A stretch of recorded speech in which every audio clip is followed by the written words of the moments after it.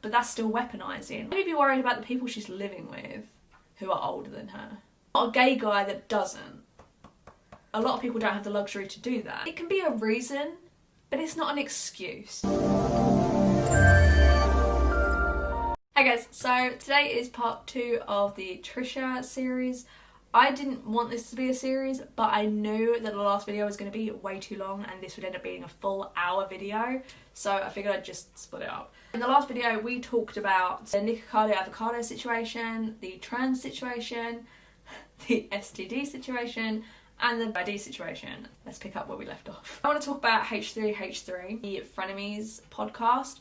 However, I'm going to get into the healer discussion at the end because it's obviously the latest thing that's happened. The first Frenemies walk-off was during Halloween. They were talking about her and Moses, which is Healer's brother, which she's dating. They were talking about them two getting a house together, and then she wants to get 5 kids, and Ethan makes the comment that, you know, that would be really difficult. He said that it's just as difficult to have a home with someone, like have a house, because it's a big financial commitment. How's the house shopping going?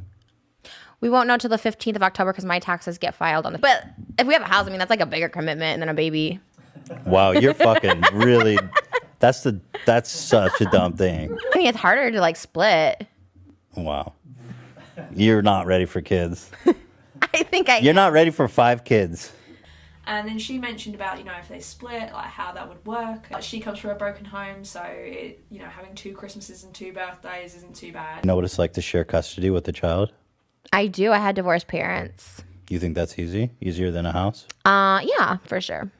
I think they didn't want to give up the house more than they didn't care about giving us up. That explains all this. Hey, I turned out fine. You know, having 2 Christmases, 2 birthdays ain't a bad thing. You saying turned out fine. I was like, oh shit. Oh my God, look who's talking. She turned out okay. So then Ethan turns around and says, but she's crazy. I would never say I turned out fine. The most dysfunctional family. I literally would never say I turned out fine. Even though I did. I turned out okay. I'm functional. Just because you make money doesn't mean you're okay. way crazier than me. That's so not true. No, but you're way crazier than me. That's not true. Trisha's used that derogatory term a lot in the past. She's called herself crazy a lot. I think she even called herself crazy in the DID situation. She then goes low and says that, well, Ethan doesn't share everything and he's not as honest with his audience as she is. And then she takes it to a very low level and outs that he was on medication for his mental health. He used to be addicted to pills. You hide the crazy is what I'm saying. Yeah, you I don't share hide. a lot. I don't hide. You do hide the crazy. I'm all out there with no fucking eyebrows and everything. You were into pills. You never talk about that you were a pill addict for a minute. What? Yeah, you said that. You said you were really into pills and you don't talk about that. Why do I need to talk about that? Because that's being open. That you're judging me for being crazy, taking pills or whatever. Like I take pills or whatever. But you've done it too and you're just not open about it. Because you're on medication now and there's no shame or judgment in it. But like, hey, if you're going to shame me for being off meds, you should say, hey, I'm on meds. I'm not shaming you for being off meds. She then gets more and more annoyed and ends up like literally shutting down. Like she doesn't want to talk. She's just here for the money then. Good luck with your podcast or whatever. Well, good luck with this channel. It's doing great. Is it? Okay. Yeah, it's doing fine. Okay, cool. I'm the first to admit when mine's dying. Don't turn around and be like, what's your views? Because I'm the first to admit my channel's dying. My channel's not dying. Oh, okay, cool. Love it. Doing better than ever? He says that, you know, she never should have brought up the pills, and she doesn't say that, you know, she apologised for that or anything. She keeps weaponising that she could say more, but she doesn't. You want me to weaponize you? Because I have things I could actually weaponize you with, and I don't. About. No, but I don't do it. There's certain things. You just did it. Moses says there's certain things about him I would never say. And you just threatened me with doing it more. Do that to everybody. I know personal things about you, and do I say it? No. You literally just did. That's not that personal because you just called me crazy being off my medication, so therefore I didn't say anything about being off your medicine. There's something right there I could weaponize, but I'm not going to. You know why? Because you push and push, and I'm not going to push on your buttons the way you push on other people's buttons. I wouldn't even say, oh, there's something I could weaponize. I wouldn't even say that. Because you're saying I weaponize and I don't. There's a perfect time to go in there and be like, actually, this. Well, because obviously you have, I don't know what you're thinking about. It's not weaponizing just because I bring something up. It definitely. I'm just trying to tell you of something you do. I'm just trying to be honest that I think you have this issue. Well, you're wrong on this one. Saying, well, that's very threatening, basically, that she's trying to weaponize facts that she apparently knows, and therefore she could use against him in the podcast or in the public eye, but she's not going to do that. You're trying to see, this is why you are such a dangerous person, especially to be close with, because you'll take something that I've told you, you'll take something that somebody told you in confidence and you'll use it, you'll weaponize it against them. That's not true. That's what you doesn't understand, and he keeps explaining that, but that's still weaponizing. Like, even though you technically not said the words, you are weaponizing the fact that apparently you have things you know about me that apparently I wouldn't want other people to know, and you're using that to basically manipulate him. And she just couldn't get her head around it. And I don't think it's that she's stupid. A lot of people think that Trisha's dumb. I don't think she's dumb. I think she's pretty calculated. Why else did she do the trans video? Why else did she do the DID video?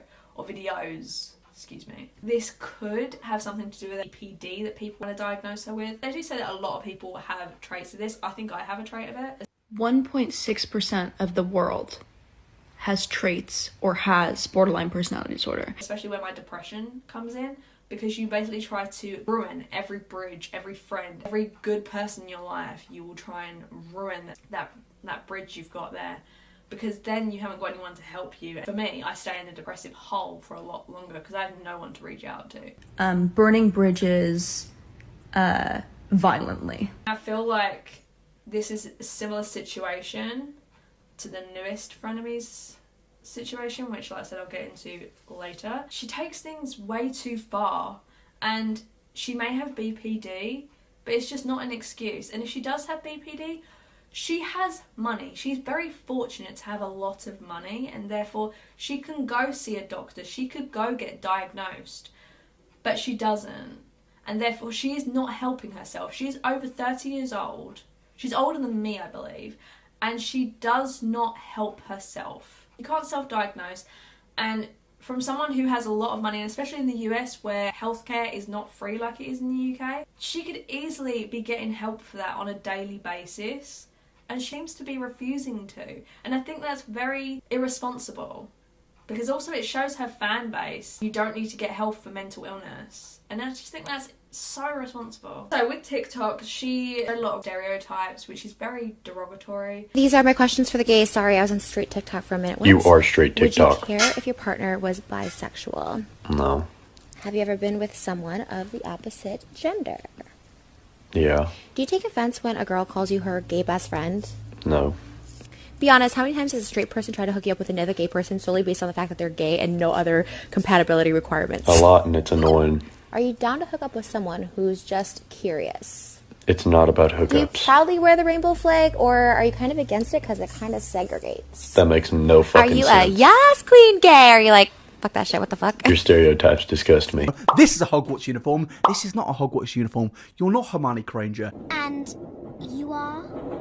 Ron Weasley.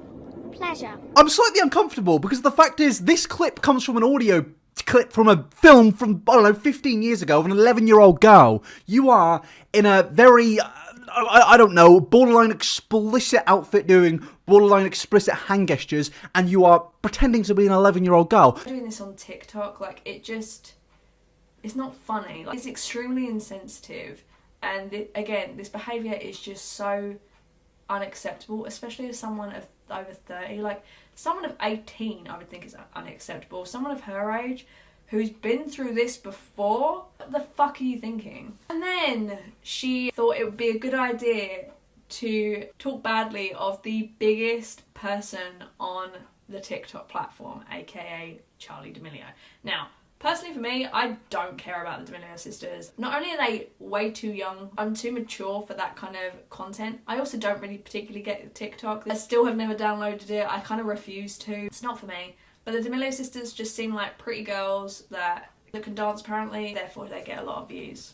But what I didn't like was that she was going after someone who's like 15 years old. Trisha commented on a video, I think it's on the D'Amelio sisters channel or something like that. They had a chef cook for them. It was their parents, the D'Amelio sisters, and James Charles, and they'd cooked paella, and there was snails in it, and one of the D'Amelio sisters, Dixie, tried the snail, spat it out, and was kind of like throwing up about it. It was like an open kitchen, so the chef could kind of see. A lot of people found that very disrespectful. I think it was very disrespectful personally as well. And then they asked to like have Oh, have you got some like basically chicken nuggets in the freezer? Yeah, cook some of those up.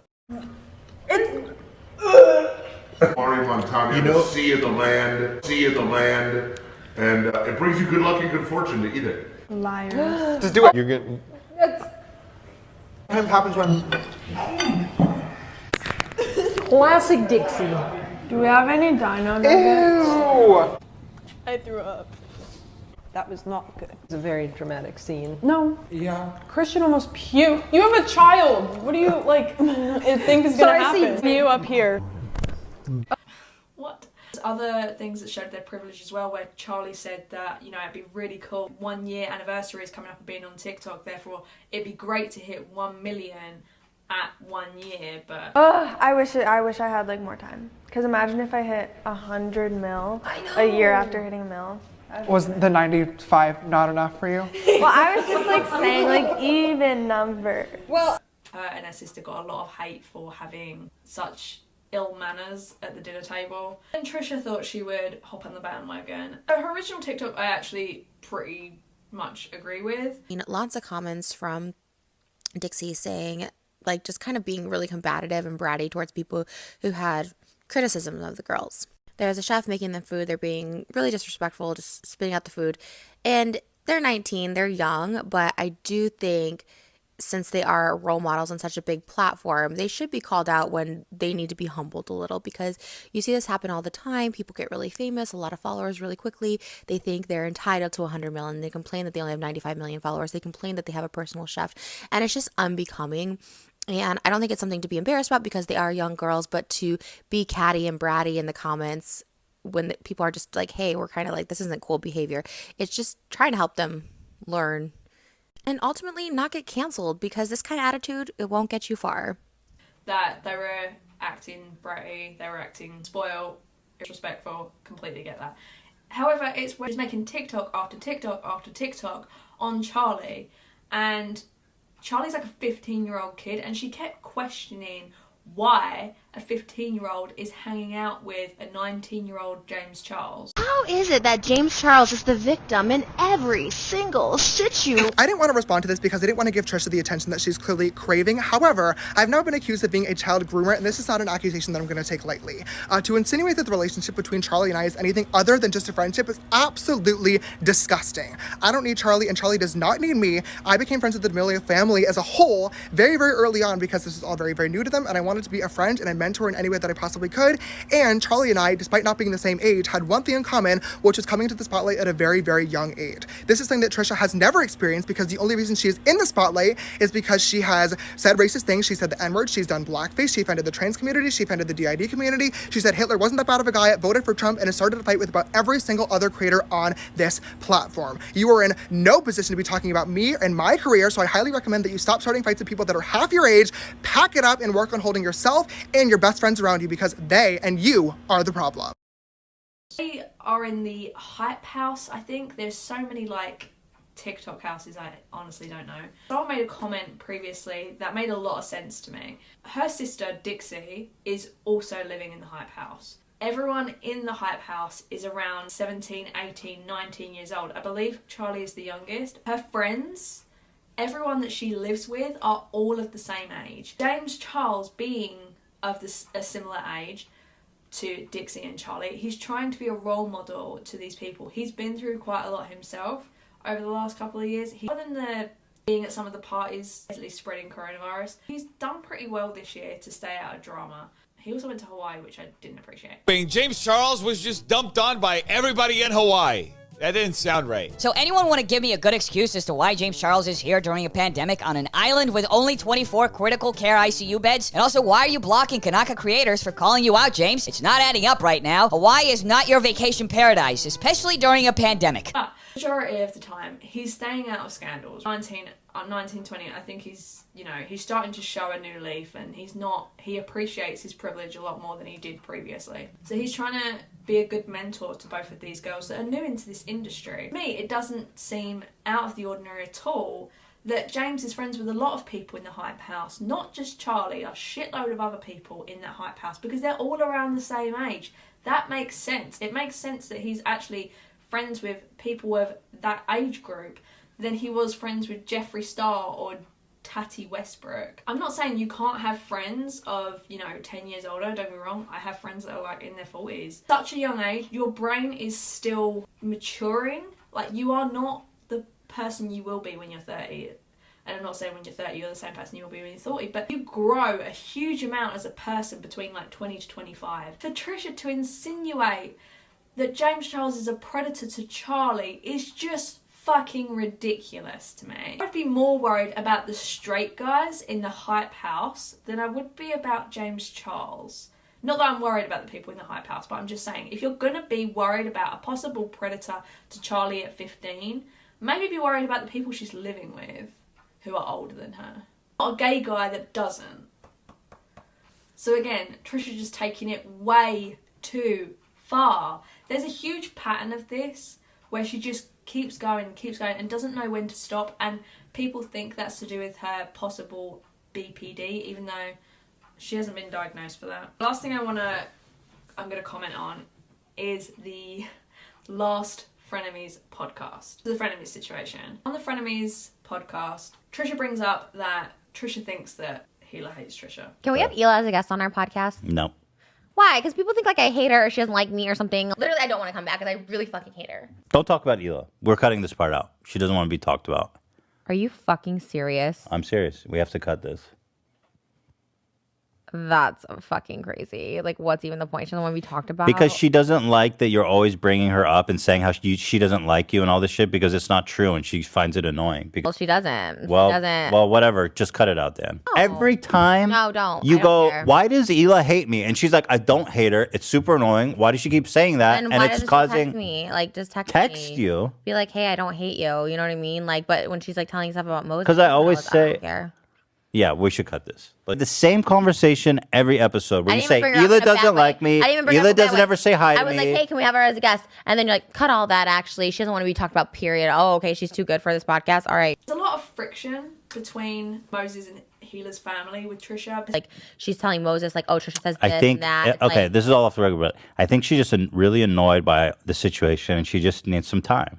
what's the situation? That I said Not something? anything to do with you, with Moses. So but why it's did between him and her. Moses doesn't like you, and you guys don't like him, and that's cool. I'm See, that's happy to. that you can't. That's stupid. But it's true. It's so well, true. that's fucked up. That's You the guys kind are of that's the kind of shit you say that makes Hila mad because For her what to you're be doing, like, what you're oh, doing is you're causing no. problems in their family. That's so not true. And that's fucked She up. goes, you told and Trisha this. she doesn't no want any more of that. excuses. It's like, what the? Who the fuck are you, bitch? Say what? What did she say? She said, I read it. I saw it because I was on fucking TikTok. Yeah, watching maybe you it. shouldn't read his private fucking message When with I'm his on sisters. TikTok and there's a message that comes up and I see it, I'm not reading it. I see it. Yeah, and no, I see my you're name reading his being private brought up. messages with his sister. You shouldn't do that. Especially considering, even on this podcast, honestly, Trisha's extremely dramatic, right? She makes out that someone hates her when Hila on the other podcast has always seemed like very down to earth, very understanding. So for Trisha to turn around and be like, she hates me, like she clearly hates me. When I told Ethan, like, it's so annoying to me when she says stuff like, oh, you guys are so unwelcoming and things like that, because I felt like it's so far from the truth. She said, well, why didn't she just tell me directly? And so when she said that, I really agreed with that. I was like, yeah, I have her phone number. I should have just messaged her directly. That she wasn't spoken about anymore on the Frenemies podcast because people are going to start thinking there's this animosity when she doesn't want it there to be any. Hila asked not to be included, and I'm respecting her request. Again, Trisha's possible BPD constantly telling her this person hates you, this person hates you, this person hates you. She keeps bringing it up. Ethan, who is Hila's husband, I'm going to try and be unbiased in this situation. Ethan's point of view, I can see that this is my wife and she's asked not to be spoken about, therefore please respect her wishes. Trisha keeps bringing it up. She keeps bringing it up, keeps bringing it up, keeps bringing it up. And then even when she doesn't bring it up, she turns around and says that, oh, I know that when I get a kid that I won't be leaving him with a nanny. When I have a kid, I'm not going to have nannies. That's pretty, I'm sure. And then Ethan's like, okay, so you're trying to say that me and Hila are really bad parents? You're trying to attack our parental abilities. And do you know what it's like being with a 1.5-year-old? Of course not, because I don't have a parent. Right. It's a little insensitive because I'm infertile, and it's a really issue that I struggle with. Well, I so. ask is because you I realize don't that you have can't kids, do and any so by work when you're saying with. that, you're saying, do you have kids? Throwing it in my face that I don't. So No, that's not what I was doing. It's exactly what you were doing because you know I don't have kids. So No, why my would you point. ask My the question point was that you know? you're assuming that it's so easy for me to be with a 1.5-year-old, not knowing how insane and like nonstop it is, that I wouldn't be able to do anything else with the rest of the day. It's really bad attitude. Keep saying, well, I know that I would make sure my schedule was open so that I would look after my kid and not leave it with a stranger. Ethan's like, okay, so does that mean that when you have a kid, you're just going to drop everything for it? A lot of people don't have the luxury to do that. Not everybody has that luxury. Daycare. Daycare's different. Why? Nannies are like people who come here and take care of your child all day. Because we're And, working. like, That's how everybody has nanny. They work. People work. Parents, I never had a nanny. And so you think we're bad parents? That's what I you're didn't say insinuating. that. I said I would never have a nanny. Did I say you had a bad parent? You're putting words in my mouth. I literally said I would never have a nanny if I had a kid. Okay. Well, I think a lot of people have nannies. A lot of our employees have nannies. Because we both work, right? And so we have a nanny that Theodore really likes, and he spends the whole day with her. And then when she's done around 4:30, we take over. And she's like, well, then I would leave it with my parent. Like, why can't you leave it with your parent? And it's like, because our parents have other things to do. Like, our kid is not their responsibility. You have family, don't you? You can't be with his grandparents? They're not here. They're they have a very life. close. I wish. They have Yeah, a life. I would let them come. That's what family does. My grandma watched me. Okay, so then this is the problem with my family. So they should never be with anyone that's not in their family. I don't believe in that at all.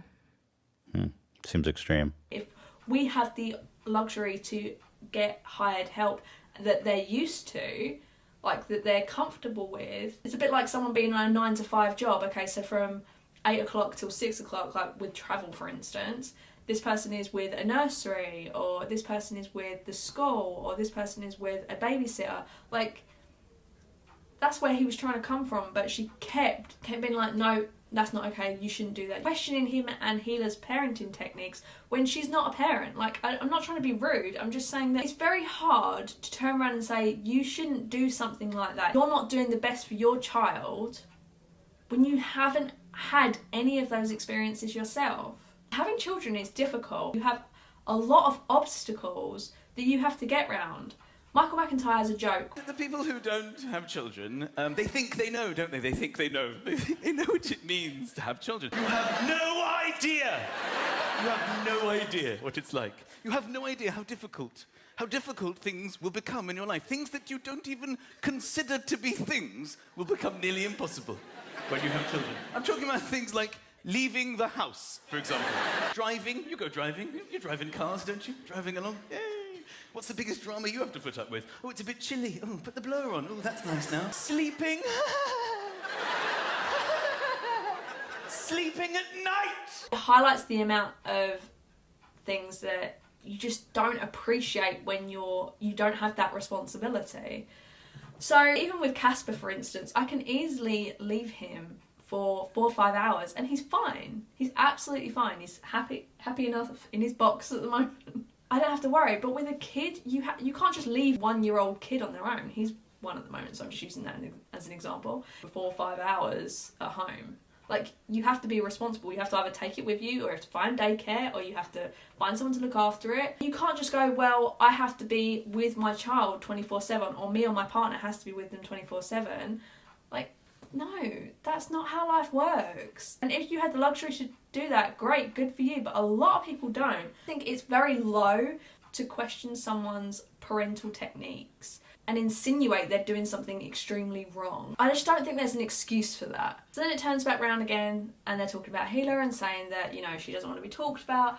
And so Trisha keeps calling her name. She calls her a bitch. She calls her what I think is a cunt.